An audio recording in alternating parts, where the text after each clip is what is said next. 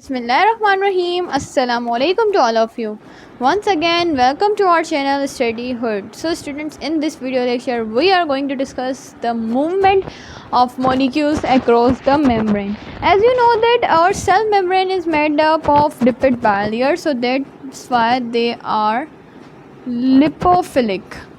And if it is a lipophilic, that means they are hydrophobic.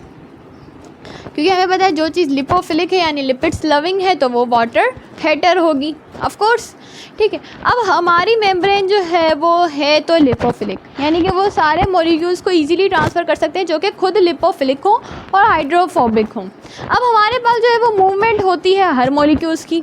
अब उसके लिए क्या प्रोसेस होने वाला है उसको इस वीडियो के अंदर हम कम्प्लीटली डिस्कस करने वाले हैं। सबसे पहले हमने जो है मूवमेंट को डिवाइड किया हुआ है इंटू 2 पार्ट्स कि भाई कोई जो मूवमेंट है अगर वो सिंपली हो जाए या सिंपल डिफ्यूजन हो जाए तो उसे हम कहते हैं कि वो सिंपल डिफ्यूजन है, यानी कि अगर ओवरऑल बोलें सो सिंपली। अब एक वो जो सिंपली हो जाए, ठीक है, एक वो जिसमें कोई ना कोई मीडिएटर इन्वॉल्व हो। सबसे आते हैं सिंपली की तरफ। सिंपल में हमारे पास जो है वो एक ही वर्ड आता है दिमाग में, डिफ्यूजन आपके पास क्या है? सबसे पहले इसको डिस्कस करें तो it is the movement of molecule from higher concentration to the lower concentration, ठीक है। अब ये जाहिर सी बात है डिफ्यूजन हो रही है, जहाँ पर हायर होंगे वहाँ से वो कन्वर्ट होंगे लोअर की तरफ, ठीक है, सिंपली। अब ये जो है वो याद रखिएगा, ये मॉलिक्यूल्स जो होंगे वो हमारे पास स्मॉल मॉलिक्यूल्स होंगे, पहली बात। दूसरी बात, ये हाइड्रोफोबिक होने चाहिए। अगर ये हाइड्रोफोबिक या हमारे पास लिपोफिलिक नहीं होंगे तो ये वहाँ से ट्रांसफ़र नहीं कर सकेंगे। तो आप देख सकते हो कितनी टर्म्स एंड कंडीशंस आ रही हैं हमारे पास। अब इसके अलावा हम जो है अगर बात करें सिंपली जो हो रही है ट्रांसफ़र, एक डिफ्यूजन, एक हमारे पास ऑस्मोसिस के अंदर भी आपको पता है कि इसके अंदर जो है वो मूवमेंट होती है किसकी? It is the movement of water molecules from higher concentration to the lower concentration। Water molecules की मूवमेंट हो रही है हायर टू लोअर कंसंट्रेशन, ठीक है, सिंपली। अब वाटर की मॉलिक्यूल हुई, लेकिन यहाँ पर कंडीशन ये है कि वो होगी थ्रू सेमी परमिएबल मेम्ब्रेन। यहाँ पर भी कोई भी हमारे पास मीडिएटर या एटीपी वगैरह कुछ भी इन्वॉल्व नहीं है। It is just the movement of the water और molecule from higher to lower concentration through the semi permeable membrane and that's the process of osmosis, ठीक है। अब यही बात हो गई हमारे पास जिसके अंदर कोई भी इन्वॉल्व नहीं है, ना प्रोटीन ना एटीपी। अब आते हैं अपने दूसरे प्रोसेस की तरफ जहाँ पर मीडिएटर इन्वॉल्व है। मीडिएटर यानी कि एक ऐसा कंपाउंड जो कि एक मीडियम प्रोवाइड कर रहा हो टू ट्रांसफ़र, ठीक है। अब इसके अंदर सबसे पहले हमारे पास आ जाती है फैसिलेटेड डिफ्यूजन। अब ये फैसिलेटेड डिफ्यूजन क्या करेगी? ये फैसिलेटेड डिफ्यूजन का बेसिकली काम ये है कि ये भी मूवमेंट करवाती है वाटर फ्रॉम मतलब मॉलिक्यूल्स की from higher concentration to lower concentration, लेकिन शर्त ये है कि it involves a mediator protein. ये इस जो है वो एक मीडिएटर प्रोटीन को इन्वॉल्व करती है जिसकी वजह से हम इसे क्या कहते हैं? इट इज़ फैसिलेटेड डिफ्यूजन, ठीक है। अब ये बात हो गई हमारे पास कि इसके अंदर मीडिएटर प्रोटीन इन्वॉल्व होगा। अब ये मॉलिक्यूल्स की बात करें तो इसके अंदर जो मॉलिक्यूल्स, ये बेसिकली हम इसको ना आयंस के लिए ये जो है वो मोस्टली यूज़ होती है, ये आयंस को ट्रांसफ़र मोस्टली करवाती है। और इसके अंदर अगर आयंस है तो ऑफकोर्स ये आपको पता है ये जो है वो स्मॉलर मॉलिक्यूल्स होंगे। और अब अगर इसके अंदर कोई प्रोटीन इन्वॉल्व है या आप बोल सकते हो कोई चैनल के थ्रू ये जो है वो डिफ्यूजन करवा रहा हो, तो इसको हम क्या कहेंगे कि वो जो मॉलिक्यूल्स हैं वो ऑफकोर्स ही वो हाइड्रोफिलिक होंगे। क्यों? क्योंकि यहाँ पर अब कोई मीडिएटर इन्वॉल्व है। तो ये याद रखिएगा, जहाँ मीडिएटर इन्वॉल्व होगा दैट मीन्स कि वो जो है वो लिपोफिलिक मॉलिक्यूल्स की जो है वो ट्रांसफॉर्मेशन हो रही है यहाँ पर, ठीक है। सिंपली हमें पता चल गया कि अगर प्रोटीन हो इन्वॉल्व तो हम उसे कहेंगे फैसिलेटेड डिफ्यूजन। क्या हो अगर यहाँ पर एटीपी इन्वॉल्व हो? अगर यहाँ पर हो एटीपी इन्वॉल्व तो उसे हम क्या कहेंगे? Active transport. एक्टिव ट्रांसपोर्ट के अंदर थोड़ी सी कहानी हमारी जो है वो रिवर्स हो जाती है। इन विच वे कि यहाँ पर जो है वो एक तो मूवमेंट होती है लो टू हाई कंसंट्रेशन, ये बात याद रखिएगा, low to high concentration, and it involves it involves ATP, यानी कि अब जाहिर सी बात है अगेंस्ट द ग्रेडियंट जा रहे हैं आप, अभी तक जो है वो high to low, high to low, it's a universal truth. अगर आप लो टू हाई की तरफ जाएंगे तो आपको कोई ना कोई ऐसी फोर्स चाहिए जो आपको पुश भी तो करे। तो यहाँ पर जो ATP है वो एक फोर्स के तौर पे काम कर रही है जो उसको पुश करेगी कि बेसिकली अब आप जाएं अगेंस्ट जाएं, यानी कि लो टू हायर कंसंट्रेशन की तरफ जाएं। अब यहाँ पर ATP इन्वॉल्व करी ऑफकोर्सली। अब इसके अलावा ये जो है वो यहाँ से क्या लार्ज मॉलिक्यूल्स पास आउट हो सकते हैं, ऑफकोर्सली हो सकते हैं। इसके अलावा वो मॉलिक्यूल्स लिपोफिलिक हो सकते हैं या हाइड्रोफिलिक, ऑफकोर्सली वो हाइड्रोफिलिक होंगे। क्यों? क्योंकि अगर वो लिपोफिलिक हैं तो वो सिंपली डिफ्यूजन के थ्रू भी तो ट्रांसफ़र कर सकते हैं ना। अब हमारे पास जो है वो एक्टिव ट्रांसपोर्ट के अंदर मज़ीद वेरिएशंस आ जाती हैं। सबसे पहली वेरिएशन आ जाती है आपके पास को ट्रांसपोर्ट, यानी कि अब हमने देखा कि ट्रांसपोर्ट होगी मॉलिक्यूल्स की, ठीक है। अब हम उसकी डायरेक्शन के अकॉर्डिंग उसको जो है वो और क्लासेस में डिवाइड कर रहे हैं। एक को ट्रांसपोर्ट की तरफ सबसे पहले आ जाए। को यानी कि एक चीज़ जो है वो कोलैबोरेशन में चल रही हो, एक ही डायरेक्शन के अंदर चल रही हो, तो उसे हम क्या कहेंगे? को ट्रांसपोर्ट, या जिसे हम सिम्पोर्ट भी कहते हैं। तो को ट्रांसपोर्ट जिसके अंदर अगर ये ग्रेडियंट है, अगर ये एक मॉलिक्यूल है या चैनल है जिसके थ्रू जाना है, तो ये क्या करेगा कि जो दो मॉलिक्यूल्स जा रहे हैं वो दोनों मॉलिक्यूल्स की सेम डायरेक्शन होगी। क्या होगी?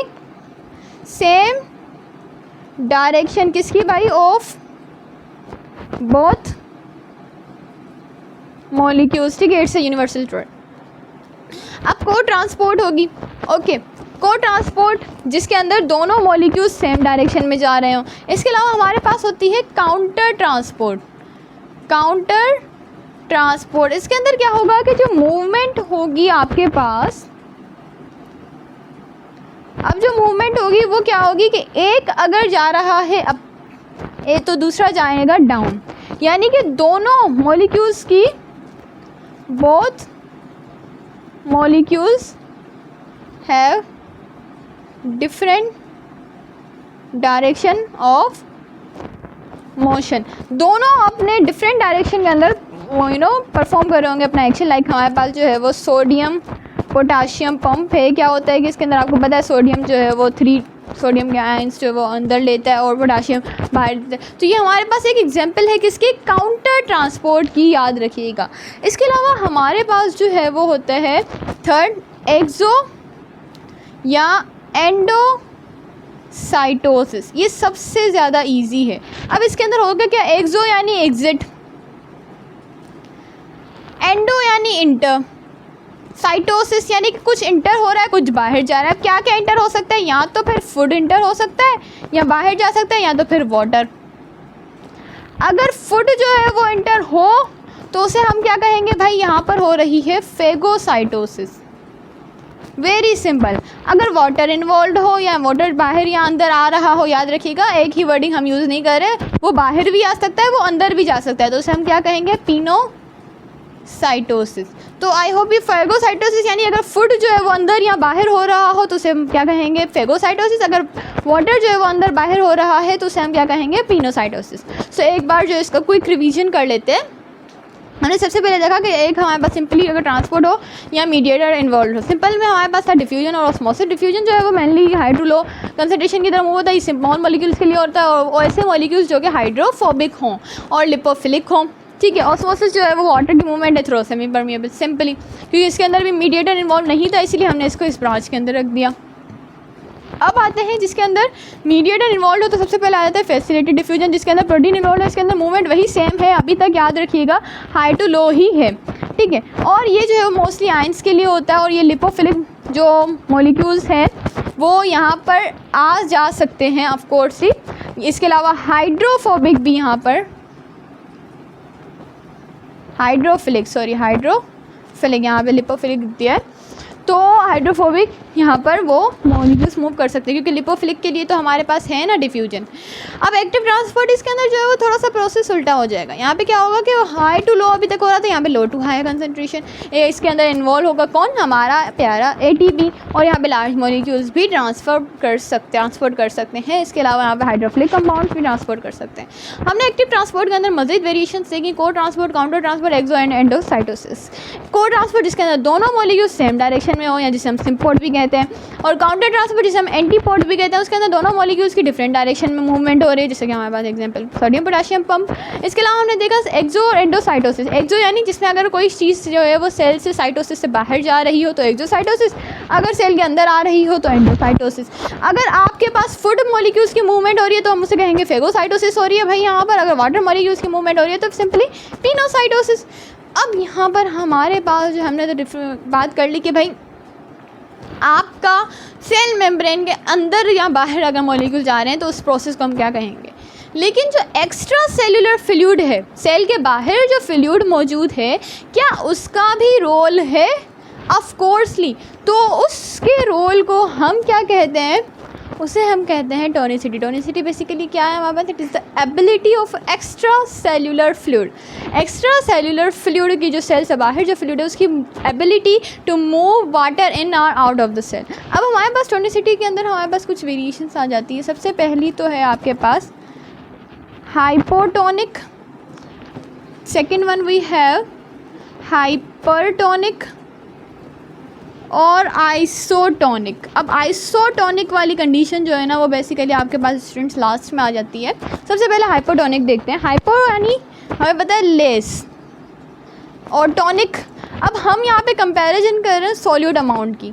हाइपोटोनिक के अंदर क्या होगा कि सोल्यूट अमाउंट कम होगा, कहाँ, एक्स्ट्रा सेलुलर फ्लूइड के अंदर, यानी बाहर सेल के बाहर सोल्यूट कम होगा। अगर सोल्यूट कम होगा सो अल्टीमेटली ये क्या हमें बताना चाह रहा है कि इसके अंदर जो मॉलिक्यूल वाटर जो प्रेजेंट है वो हाई है। अगर वाटर मॉलिक्यूल हाई है तो यहाँ पे क्या होगा कि अब जो सेल के अंदर जो वाटर है वो कम है। ऑफकोर्सली बाहर है, अगर एक्स्ट्रा सेलुलर सेल, अगर ये सेल है हमारा, सेल से बाहर पानी ज़्यादा है, तो यानी कि इसका मतलब क्या है कि हम कंपैरिजन कर रहे हैं भाई सेल से, तो सेल के अंदर पानी कम होगा। अगर सेल के अंदर पानी कम है तो यहाँ पे क्या होगा कि मूवमेंट होगी ऑफ वाटर की। वाटर क्या करेगा, बाहर से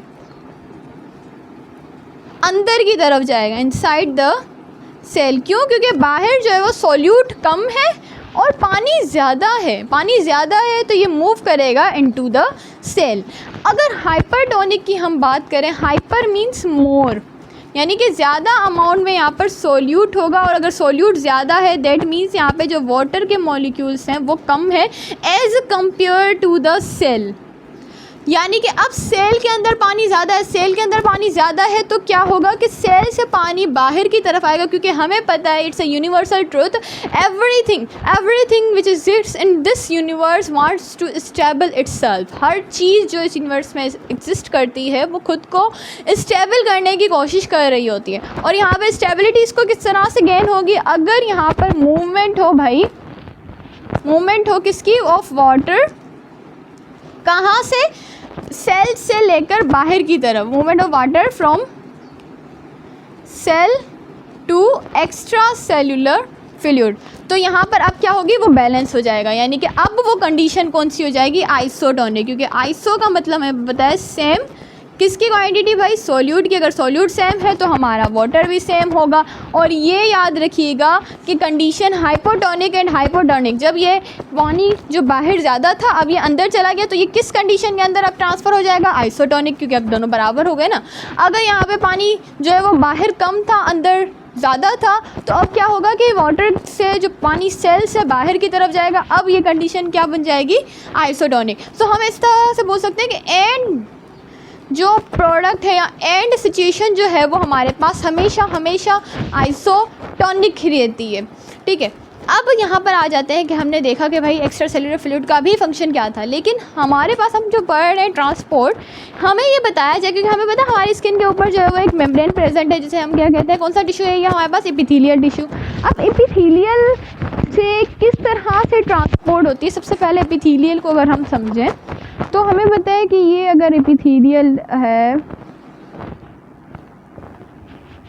ठीक है जी, ये हम यहाँ पर ड्रॉ कर रहे हैं एपिथेलियल को।